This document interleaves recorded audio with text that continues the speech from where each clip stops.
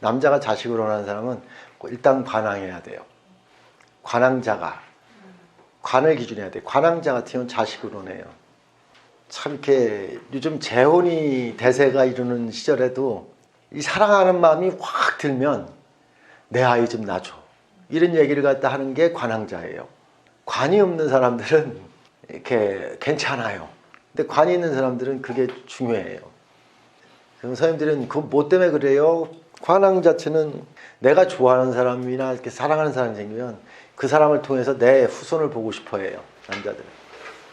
그래서 이렇게 재생관적 의미 자체 같은 경우가 이렇게 자식에 대한 문제로다가는 내 자식을 낳아준 엄마가 재성이고 내 아들이 관이에요. 그래서 내 자식을 딱 낳는 순간 내 자식의 엄마구나로 생각하고요.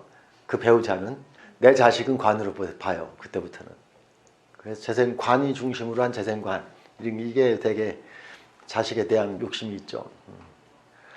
관이 왕한 고가무부를 해서 얘기한 게 아니에요. 가업 자체의 승계적 요소를, 가업의 승계 요소는 재생관에 대한 것이 관인하는 것이 가업을 승계하는 거예요. 다시 얘기하면. 선생님들이 이렇게 없는 사람들은 그냥 뭐 괜찮은데, 괜찮은 게 아니라 그런 것까지 생각을 참 미처 못한다고 하는 게 맞는 말이겠네. 있는 사람들은 내 가업을 갖다 승계하는 거 있잖아요. 내 가업을 승계하는 거가 중요하기 때문에 또 그거의 재생관이에요. 그래서 재생관에 대한 것이 관인해야지 내 가업 승계인데, 재생관이라는 것은 내 가업에 대한 것이 성장성이 높은 것을 얘기하는 것이 재생관, 가업을 이어가고 연결하는 것은 관인, 이런 걸 말하는 거예요. 그래서 재생관, 관인 이렇게 되어 있는 관생인까지 얘기하는 거예요. 재생관, 관생인 이런 것까지 재관인까지 3자를 놓고 가업 승계적 요소를 봐라.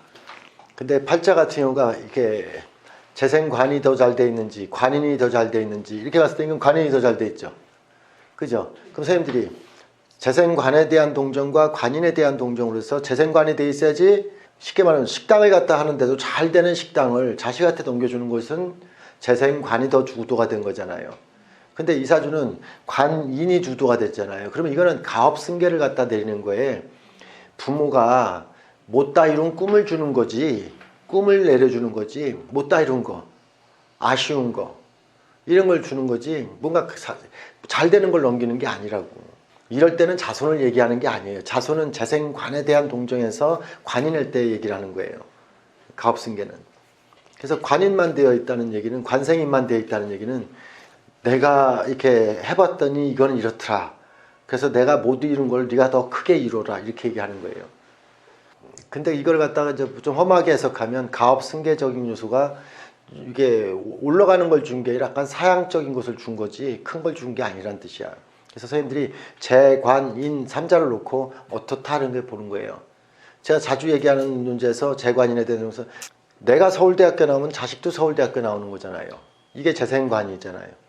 팔자가 재생관하는 팔자가 운에서 또 재생관에 대한 동정이 그걸 더 힘을 실었는지 관인이 힘을 실었는지 이걸 보는 거라고. 그럼 관인이 되면 내가 서울대학교 나왔으면 자식은 또 건대에 나오는 그런 조금 낮은 거예요. 관인 주도가 되면. 더 높여가는 게 아니에요. 가업 승계적 요소, 자손에 대한 요소는 재관인 3자를 놓고서 그 흐름을 보는 거예요. 아셨죠? 진짜요? 이제 알았다 했으니까 퀴즈를 내는 거예요. 알았으니까. 재생관 관인이라 했어요. 거기에 다 키포인트를 맞춰서 보면 돼요. 보면 돼요. 이거 안 됐네 됐네 보지 마시고 이건 어떤 거예요? 재생관이 주체예요? 관인이 주체예요? 봐봐, 알긴 뭘 알았어. 아이씨, 진짜 아는 줄 알았네. 넘어갈랬더니. 어떤 사주는 다 대입할 수 있어야지. 그거 안다면 어떤 뭐 꼭 그렇게 비슷하게 돼 있어야 돼? 머릿속에 딱 돼 있으면 그게 진짜 안다고 덩가시되게 해서 진짜 아는 줄 알았잖아. 그럼 재생관에 대한 것 좀 보자고. 재생관하는데 재가 왕하잖아요. 관이 없잖아요. 그럼 재생관에 대한 것이 재왕, 관이 없는 거잖아요. 이건 뭘 말하냐면 아이의 자질은 뛰어난데 자질을 갖다가 이끌어줄 만한 성장 동력을 갖고 있지 못한 게 관이 없던 거잖아요. 그잖아요. 그러면 애들한테 잘 인도하고 이끌어주진 못하겠구나잖아요. 이렇게 해석을 해줘야죠. 그래서 이렇게 자식에 대한 어떤 승계적 요소에 크게 안 놔도 없어도 되고 있어도 있으면 있는 대로 좋고 이런 거지 끌어주는 것이 관이에요. 끌어주는 것이 관. 인성이라고 하는 동정으로다가 이렇게 인성으로 다주다가 제2인을 갖다 제극인이 돼 있잖아요. 그죠? 그러면 아이 같은 경우가 그냥 알아서 하도록 선생님들은 재생관 되면요. 팔자가 있잖아요. 재생관 되면 자녀를 갖다 어떻게 하면 다음은 이거 해야 된다. 다음은 이거 해야 된다. 이거 딱딱 이렇게 오늘 저녁 때 학교 갔다 오면 학원 어디 갔다 와야 되고 어디 갔다 와야 되고 그 스케줄을 갖다 다 풀로 이게 짠다는 뜻이에요. 끌어준다는 뜻이에요. 그게 재생관이에요. 제가 이렇게 인을 극했다는 얘기는 아이의 자발성을 갖다가 믿고 기다려줬다는 뜻이요. 그게 제 인이잖아. 그냥 그렇게 하는 것도 뭐 맞다 틀리다 아니라 관인했다는 얘기가 그런 식으로 계속 그런 루틴, 생활적 루틴을 갖다 꾸준히 지속시키고 유지시켜 나갔다는 게 관인했다는 뜻이에요. 그래서 선생님들이 관인 되면 상당히 상대방을 갖다 잘 리드했다는 뜻이고 잘 이끌었다는 뜻이고 이끌어서 더 나은 상황으로 갔다는 뜻이요. 나도 제왕하지만 관이 없어서 저 높은 곳이 어딘지 몰라? 이렇게 다 내가 알아야지 가지 몰라 나도 안 갔어 이렇게 얘기하는 거자고. 근데 봐봐요. 한 번 더 재생관 안 됐다고 하면 재생관 관인에 대한 동정 자체 제극인을 얘기하는 거지만 재생관 관인을 보는 건데 팔자가 이렇게 인성하고 이렇게 일간 식상이 왕하잖아요.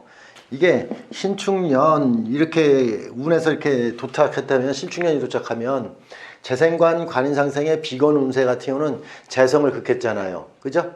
그러면 재생관 관인상생의 반대적인 비거분에 와 있으니까 그럼 성장 동력이 가장 저조한 시절이에요. 애들에 대한 문제에서는. 그죠?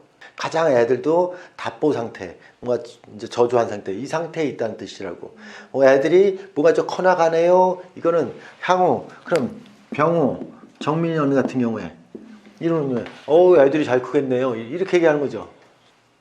근데 친구 같은 엄마가 도대체 어떤 거예요? 친구 같은 엄마가 아이한테 보통 무인성하신 분이 식상은 있어서 자식을 갖다 낳으면 자식이 중고등학교 정도 크다 보면 엄마는 답답해 이런 식으로 좀 무시당해요. 친구 같은 엄마는 돼갖고 자식이 벌써 자기보다 성장을 했어요. 그 성장을 하다 보니까 되게 자식이 인왕자라든가 이런 자식을 낳으면 엄마가 하는 게 참 답답하게 보이니까 자식이 엄마를 갖다 이렇게 조금 한신스러운 눈초리로 봐요. 애틋한 눈빛을 봐요. 그러다 보면 이거는 나를 갖다가 제가 무시하는 거다 또 이렇게 생각을 하고 자식이 이놈의 새끼 버릇이 없는 거예요. 한 대 줘받고 싶어요. 그래서 보통 고등학교 수준에서 되게 티격태격 싸워요. 그런 것들이 이제 되게 친구 같은 엄마라는 것은 편하게 이렇게 위험을 보이지 않았다는 뜻이에요. 인성으로. 근데 이런 것들은 딸한테는 같은 동질의 딸한테는 동의를 받아요. 동정을 받아요. 근데 음양이 틀린 남자한테 되게 또 더 이런 것도 많이 이제 무시되는 경우가 많고, 여자만 또 셋둔 엄마 같은 경우는 장녀가 나를 괴롭혀요. 인성 왕한 자식이 나를 괴롭혀요. 이런 자식은 부모님 입장에서는 인이 퇴과하다는 얘기는 부모를 능가한 거예요. 부모한테 잔소리하는 딸이에요. 엄마 이렇게 살아 저렇게 살아 잔소리하는 딸이에요. 그러면 자식이 식상으로 살아야 되는데 인성이 왕하다는 얘기는 엄마하고 온누이가 돼서 엄마 레벨에서 엄마를 보필했다는 뜻이에요. 인왕자들은. 이게 무시되는 거죠. 그래서 인왕자 자식이라는 것 자체는 이미 부모 입장에서는 자식 자체 같은 경우가 꼰대같이 잔소리하는 자식이 되는 거죠. 상대적으로.